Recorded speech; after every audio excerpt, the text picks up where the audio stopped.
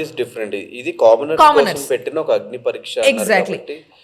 నేను వీళ్ళు నన్ను అంటే ఒక బిగ్ బాస్ టీమ్ అనేది నన్ను నిజంగా సెలబ్రిటీ అనుకుంటే నేను ఎందుకు ఇన్ని రౌండ్స్ గో త్రూ అవ్వాలి వీళ్ళలాగా, మన కామనర్స్ లాగా, లైక్ అన్నోన్ ఫేసెస్ లాగా. వాళ్ళు 5-6 రౌండ్స్ వెళ్ళారా, నేను 5-6 రౌండ్స్ చేసిన. వాళ్ళకి ఈక్వల్ ఆపర్చునిటీ స్టేజ్ ఇచ్చారా, నాకు ఈక్వలే.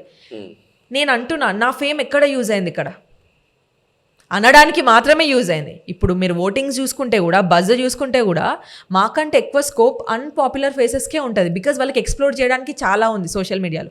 ఇవాళ రేపు సోషల్ మీడియా అందరికీ ఉంది. సోషల్ మీడియా ఉండడం వల్ల దానివల్ల గేమ్ విన్ అయిపోడు, దానివల్ల ఓట్లు పడిపోవు.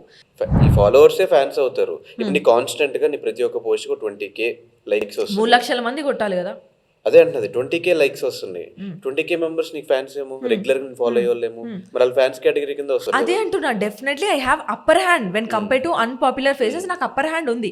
కానీ జస్ట్ దట్ నాకు ఫాలోయింగ్ ఉంది కదా అని చెప్పేసి నేను గేమ్ లోపలికి వెళ్ళిపోవడము, లేకపోతే విన్ అయిపోవడం అనేది జరగదు. That's what I'm trying to tell them also. వాళ్ళకి అదే చెప్పిన, బ్రో మీకంటే అప్పర్ హ్యాండ్ నాకు కొంచెం ఎక్కువ ఉండొచ్చు, కానీ ఏదైతే అడ్వాంటేజ్ అని మీరు నాకు అనుకుంటున్నారో that is the major disadvantage. నాకు కొంచెం అటు ఇటు అయినా నాకే పడుతుంది. ఎందుకంటే నాకే ఫేమ్ ఉంది కదా, బజ్ నాకే అవుతుంది. అన్ని నెగిటివ్ అయినా నాకే పడుతుంది, పాజిటివ్ అయినా నాకే పడుతుంది. ఇప్పుడు అర్థమవుతుందా? ఇదే నేను వాళ్ళకి చెప్పడానికి ట్రై చేస్తాను. సో నాకేమనిపించింది అంటే అప్పర్ హ్యాండ్ ఉండొచ్చు, కానీ ఫాలోవర్స్ ఉన్న వాళ్ళకి కంప్లీట్గా వన్ సైడ్ గేమ్ అయితే అవ్వదు. ఎందుకంటే ఫాలోవర్స్ లేకుండా లోపల పోయి మిలియన్స్ ఫాలోవర్స్ని సంపాదించుకొని ట్రోఫీ ఎత్తిన వాళ్ళు ఉన్నారు. Full on millions of followers ఉండి 1 వీక్లో బయటకు వచ్చిన వాళ్ళు ఉన్నారు.